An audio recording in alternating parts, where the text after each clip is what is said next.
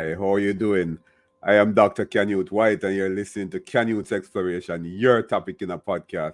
You know, we have all of our, traumatic seasons in life.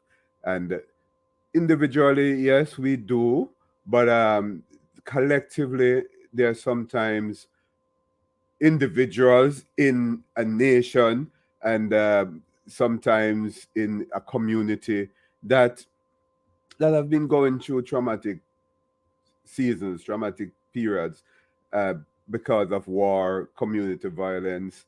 You never know. A lot of things happen, and the there's an organization called Try Global that has been doing well in terms of trying to deal with the psychosomatic uh, situations these persons might have been going through. I really love this organization. As a psychologist, I know the importance of dealing with the griefs, the trauma in our lives, and especially as it relates to a community. And it's important for us to consider the traumatic disposition of a community as they go through things like war. Look at Ukraine. My guest organization will be going into Ukraine as well. She's in Iraq now, right? She has been doing a lot of work there, right? It's really, really a passion for me to be talking to my guest because of what she's doing, what her organization is doing, and I'm going to be talking to her about her intention for Ukraine, what she's doing in Iraq, and she's basically a United States citizen, right? But she's all over the place trying to help, and I applaud her for that. I'm going to be talking to Brenda. Brenda, look, you hear, I'm searching for words. I mean, I'm so passionate about what you're doing. I can hardly find words Love to that. to talk about it. Brenda, before we go into all of this, who are you? Who is Brenda? Who is Brenda? Well, um, I will answer this differently in different phases of my life, right? Because it just continues. I just continue to transform and uncover uh, deeper layers of myself. But I am. I'll tell you my mission. My mission is to help people reconnect mind, body, and spirit. And I do that through my work with Tri Global, as you mentioned. And our mission as an organization is to use neuroscience and yoga to create healing worldwide.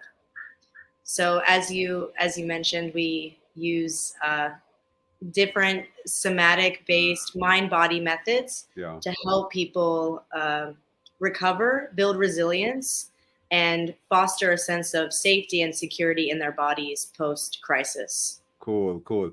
Brenda, I often ask my guests this question. You must have heard it around the place. Your childhood, tell me about who you are, who you were at 7, 10, 12. Talk to me. I was a really quiet kid. I was a middle child, so I've always been a mediator. It came naturally, and hmm, my childhood.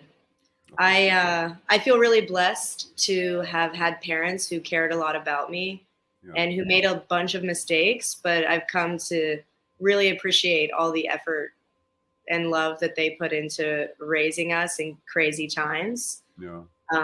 Yeah, and I grew up in a middle class family in white America in Ohio. Yeah. Uh, Cool, Spent cool. the weekdays on the farm and the weekends at our family bar. So a really a really interesting childhood. Childhood. I might write about that in another book one Yeah. day. Okay, cool. I'm looking forward to that. This is Yeah. Can You Exploration, your topic in the podcast, reaching out to you from Miramar, Oh, Florida. Talking to Brenda. Brenda, you talked about your childhood just now, and I was thinking about your childhood and the connection with what you're doing now. hmm. Do you see something, you know, coming out of your childhood experience, perhaps not personal, but communal, what you see around you that brings you to this journey? Yeah, I really love that you're asking this too. I don't know if anyone's ever asked me before. I've certainly reflected on it, but yeah, as a kid, I didn't really have tools to digest my experiences, to really process things. I wasn't taught how to breathe like almost all of us. Monks, when they go to monasteries, the first thing they learn to do is how to breathe. And I've since learned that your breath is like the remote control to your nervous system. So these simple tools to regulate your emotions, your body, are really powerful. And if we're given these tools as children, then you aren't just living a life of recovery, of constant recovery, but you're leading a more resilient life. Yeah. And so, yeah, I really wished there was quite an absence of these tools in my childhood. So I'm passionate about sharing them with others now. Cool, cool. And I love it. I love it. Right. You heard that in my voice. And yeah, I'm excited about Yeah. what you're doing. But, let's try this. What is Try Global? Yeah, great question. So TRI stands for Trauma Recovery Yoga. And what we're doing is providing these different mind-body methods. So different tools to help reconnect the mind and body, because, and it's all based in science and psychology, which we really push, especially in regions of the world where where yoga is not a thing. So in the Middle East, by pushing the science, which when explained simply, it makes perfect sense. It's been really welcomed here. So yeah, we share these tools and we make them as accessible as possible for people who have never practiced yoga before. We're in refugee camps, in orphanages, in organizations serving all kinds of populations here. So yeah, it's like all yoga is great, but not all yoga is great for trauma. Yes. Yeah, so we're on a mission to bring these tools to people here. I believe in research, right? I didn't know at Mhm. my stage of study. But I realized doing my research on Try Global that it's rich research driven, data driven. Talk to me about the data driven aspect of Try Global. I love talking about the data. So um, I was sponsored to do a research project here. It was an 8-week intervention that I conducted last fall. So it was 8 weeks of investigating the impact that practicing trauma recovery yoga has on physical and mental trauma symptoms, on resilience levels, and heart rate variability. Right. So 2 different groups of young women. One was survivors of genocide, and the other was local humanitarian workers who had vicarious trauma. Mm-hmm. They each practiced one 45-minute class a week for 8 weeks. And you can go on the website as you did, Yeah. Right. tryglobal.org/research, and you can see the incredible impact on all of the areas. So it shows that you don't just feel good after you practice, which they did unanimously. Yeah. But there are also these really incredible long-term benefits. So Yeah. You talk about long term benefits, but I realize that there are 3 very important aspects of Global, and the training part of it, right? I saw where the training is, create a valuable experimental opportunities for the attendee. Talk to me about that. yeah, so as you said, we have 3 different big sections of Tri Global, different offerings that we have. Mm-hmm. The one is the classes that we touched on, then the crisis response team, which we'll probably talk about in a minute, Right. and the Yeah. trainings. So with our trainings, there's this idea that it's great that I'm here teaching the classes. Right now, I'm the only trained Tri instructor. Cool. But that's not sustainable, and it's not empowering as it could be if we train locals to teach it to their people. Yeah. So we actually have our first 20-hour Try teacher trainings coming up in about 2 weeks. We have 2 different groups. In total, we'll have about 30 Try instructors in Kurdistan. So that's really exciting. And Cool. yeah, we're spreading. So it's a matter of training the trainer, right? And it's leaving a legacy, a tri global legacy. Anywhere Yeah, you touch, you leave your footprint, so to speak, and exactly. that is important. And we Mhm. can now go into the community classes. Yeah, so the classes, we offer a variety of classes. And by the way, Try isn't just trauma informed yoga, it's Right. also trauma informed breath, meditation, and of course, breath and movement, hence the yoga. But we have class for kids, adults, on the mat, in a chair, for all levels of mobility, all age groups, men and women. Yeah. So there's quite a variety and something for everyone. Right. Hmm. I love it. I love it. And you know that I will be going into the other section of this thing, the mobile crisis response. Yes. I'm really excited about this as we're currently developing so it's a crisis response team. Mhm. So we deploy internationally to areas impacted by natural or man-made disaster. And we're right now strategizing our Ukrainian project. So Right. our mission to Ukraine this summer will be in Lviv. And what we'll be doing in Ukraine and generally with this team is providing the community classes like to the public, and we're partnering with local organizations for all of this. So we're not just going in without the connections and the wisdom that only the locals have, you Yeah. know. So we'll be providing community classes and we'll be facilitating these trainings. So we're training locals there to teach the classes and to build sustainable systems to continue sharing Try. Wow. So So, yeah. so important. But I'm happy to talk about Ukraine in that response. But tell me this Ukraine appeal that your organization is focusing on, the emergency appeal. Tell us about that. Yeah, so we are currently crowdfunding our campaign to fund this mission in Ukraine. So, in order to go and to serve as many people as possible, we are raising $8,000. Mhm. That is 100% going to the project so that we can go and serve and train up to 60 people to become Try instructors.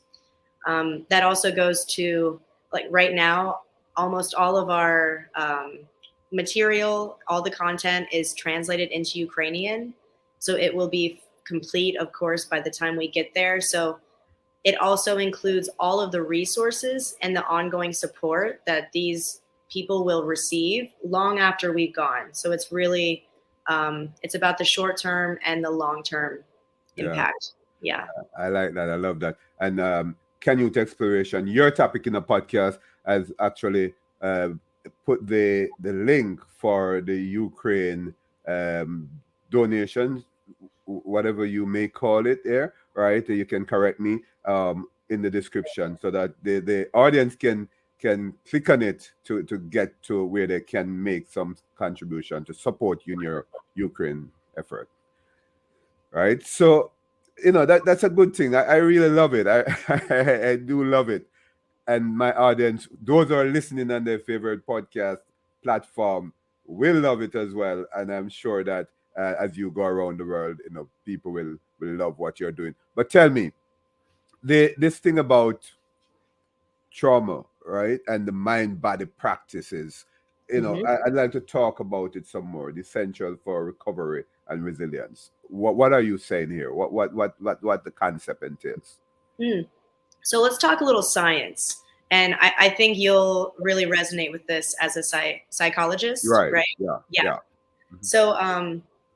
So, when we undergo trauma, it's a physiological experience. it starts with the external and it impacts the physiology, our brain. As soon, like seconds within it detecting that danger, whatever that might be, it starts preparing our body. It's pumping stress hormones into the body, increasing the heart rate, dilating the pupils, and preparing us to either run or to fight it. So it's a physiological experience. Our traditional approach to processing that trauma is talk therapy. So, traditional psychological support. Talking to someone. To the client, which is really important. It's absolutely essential. However, during that trauma, certain parts of the brain are either weakened or turned off, and the talking center, the speech center, is one of those parts. So there's a good chance that you're not able to put words to your traumatic experience. You need to include the body in order to turn those parts of the brain back on, to really reconnect and then fully process it, whatever that might be. So mind-body practices, the body-based experience does not replace talk therapy, but it is essential and it's complementary. Oh yeah. So you need both the top-down and the bottom-up approach to fully heal through that suppressed emotion or whatever that is for you. And we provide the bottom-up.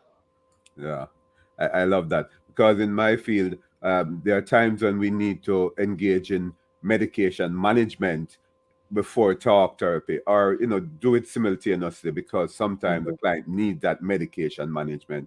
Not many people believe in medication, but that's what it is as it relates to therapy. But it's good that you're doing that, and the traumatic impact that affect us, the impact that it has on individuals and a collective society. I'd just like to hear from you based on your experience, right? I'm not sure how much you work with individuals. You can talk about that for a while, but in terms of the collective span of things, how does that trauma impact impact there? It's a really great question, and one that I'm really still uncovering or discovering as I do this work, because all of us have some trauma. In some way or another, we either have emotional trauma or a big obvious trauma or whatever it might be. And that is reflected. I mean, we're all interconnected, right? We can't separate from each other as much as we would like to think that in the 3D. So all of our individual traumas are reflected in our community. And it's really more of a collective experience, whether we realize it or not. And it is really interesting to me how that is illustrated in different parts of the world. So in the US right now, there are it's really coming to light with mental illness and school shootings, and not just school shootings, but like gun issues in general. Here in the Middle East, that looks like terrorism and extremism in different forms. So wherever you go, it's reflected differently, but it is reflected in the community. So I think it is a really important thing to keep in mind, that our individual experiences, if you can zoom out and see yourself as a part of your community and a part of the world, you can take responsibility for it in a whole new light, Yeah. Interesting. Yeah. This is Canute Exploration, your topic in the podcast. I am Dr. Canute White, talking to Brenda. Brenda, this thing about the Middle East, you talk about that, but tell me about the work that you have been doing there, and how beneficial your work is. I'm sure it has benefits. So, I'm just saying that, right? How beneficial it is. Yeah, or so they tell me. So we feel it. You feel it. So I've been here for about 2.5 years. I am from I came from Chicago, Yeah. and I was finishing my master's degree in Greece, teaching TRI there to refugees, and I came directly here. So it's been about 2.5 years, and I've been working with nonprofit organizations. So I started just before the pandemic in the health sector. So during the first, 10-ish months of the pandemic, I was managing a medical clinic in a refugee camp, which was a wild experience, Mm. very purposeful, especially during that time. I felt really like that was on purpose. Yeah. Um, Yeah. yeah. And then I started working in the livelihood sector. Uh, and then it was through these experiences that I really came to familiarize myself with the people here, the culture. And it's not my first time in Middle Eastern culture, but and to familiarize myself with people's experiences and the Mhm. traumas here. And it became really apparent, dabbling in all sectors of humanitarian work Yeah. in this specific region, that there is a huge, there are no mind body methods. And that was my passion. I was doing that work for several years in the US. Yeah. So yeah, just connecting these dots for me was really divine. And then I was sponsored to do the research, and that really transitioned into this launch of the organization that is Tri Global. Yeah. So Cool. You talk about data driven again. I love it. I love it. Right. I love it. But tell me, the tools that the Ukrainians, in terms of you're using this sort of a try concept, right? mhm, How do you think? I just like to go there a bit because the war is still continuing. mhm. How do you think you'll be able to maneuver this this program in Ukraine at this time? Is it that you're going to be there for a long while? Do you think it will be effective at this time? It's a great question, and it's one that I am never 100% sure about. It's really dependent on the current events, and we're really relying on people that are smarter than me, people who have been there, who are kind of advisors for me, who are working there now. So I'm constantly checking in, getting feedback. And as of now, we really believe that we will be effective. Yeah. And only by, we're also working with locals, so also getting Okay. their feedback. But so based on the feedback that we've gotten so far, we'll be based in Lviv, which is a city in the western part of the country. It's about an hour from Poland. Okay. So there has been a little military activity there, but otherwise it's pretty stable. Uh, and it's become a safe haven for displaced people, like Oh. fleeing from the east. Mhm. It's also an access point both for those displaced people to reach Europe and for essential humanitarian aid to come into the country. So in those regards, there's a lot of opportunity for us to serve. And so providing community classes for those people, and then training the organization workers that are based there and who are going to continue um, meeting these Yeah. people who are really in need. So giving them some essential tools to help people regulate. And because we're not in the conflict zone Mm. Yeah. specifically, I mean, it's a relatively stable area. It's Okay. still unpredictable, but from the information we have now, Yeah. yeah, it's stable. So it would be different. Like if we were in a conflict zone, that's not really the place for us to be, Mhm. Yeah. because while it's Right. useful for Yeah. people to have these tools anywhere, anytime, when you are like really in crisis mode, it's much more difficult to like. That's when you need to have already have the tools, Yeah. I right? So go ahead. yeah. Go ahead. No, so it makes more sense for us to be there at that phase of the humanitarian crisis, you know? Yeah. Yeah. Yeah. You know, I am just thinking that the intensity of the crisis for you, for your organization, that's important. I understand that you want to go where it's tough. You know, it's really intense in terms of the crisis. But take for instance, I am from Jamaica. You might realize, and right. Take for instance a country like Jamaica. Yes, we have our crime situations and other situations that might not have been considered a crisis, but Mm. how do you respond to countries like Jamaica who have you know its own challenges that need perhaps a try kind of situation, Uh-huh. right?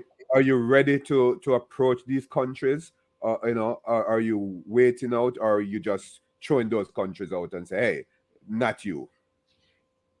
No, not at all. We are really open to serving everywhere, everyone, honestly. Right now, we are launching. So it's a really exciting time, and we're really open. We're going where it makes sense. And Okay. Ukraine happened to be like things just started falling into place, and it made perfect sense for us to go. The resources, the people we needed fell in line. So that's our first mission. Yeah. Um, However, we're based in Kurdistan, the Kurdistan region of Iraq. So Okay. here, I mean, it's not a war zone, despite what many people might think, or what the news might be telling people. I'm not sure. It's not a war zone, but it's post conflict.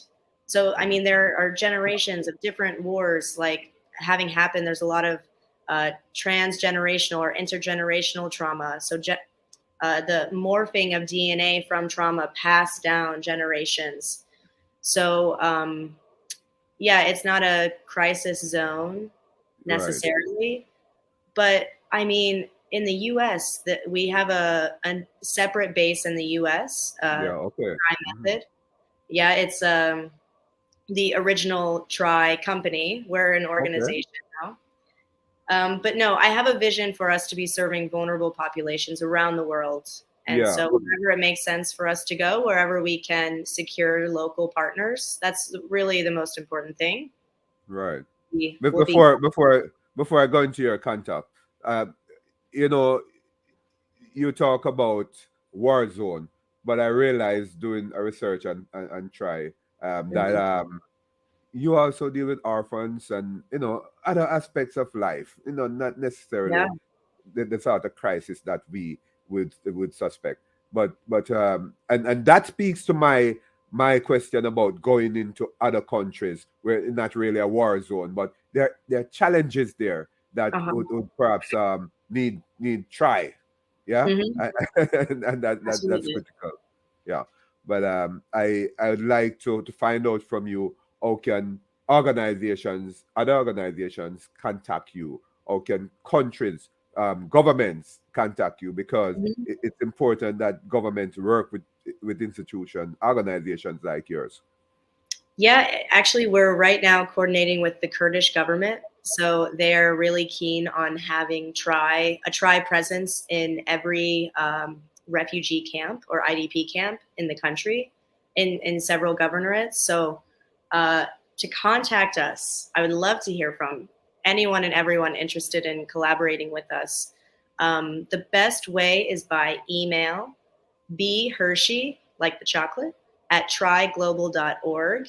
You can learn all about us on the bottom banner here, tryglobal.org. Our Instagram is try.global. Our Facebook is tryglobal. So just search that and you'll find us. Yeah, definitely. Mhm. So the question is, an individual like me, anyone around the world who say, hey, I like what Try Global is doing. I want to be a part of it. I want Mhm. to support in any way, be it financially, be it you know being there physically on the ground, or not necessarily physically on the ground, but remotely helping. What can we do? Talk to me about that. So I mentioned that we're launching. So we are Yeah. now getting people like, hey, how can I help? And we're placing people where it makes sense. That's our motto, do what makes Yeah. sense.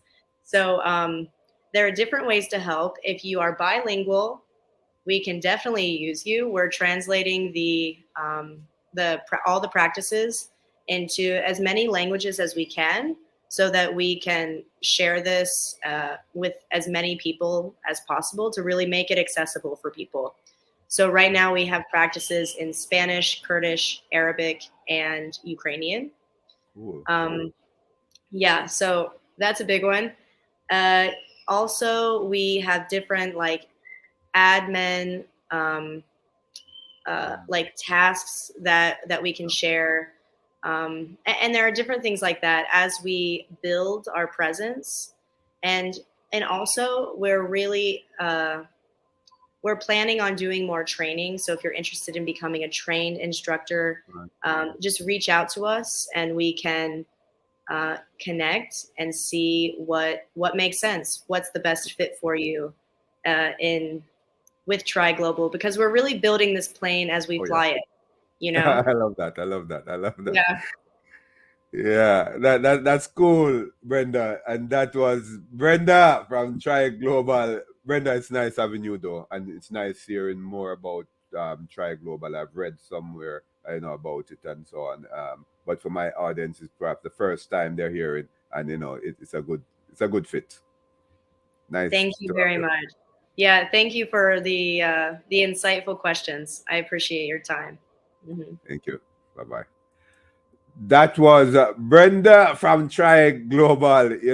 We have heard a lot. And what I want you to do is just to visit www.triglobal.org, and you get more information and more ways to contact Brenda and to be a part. You heard a response to be a part of the effort in any way that you can. It's nice avenue. Join me on Canute Exploration, your topic in a podcast. See you around next time. Goodbye.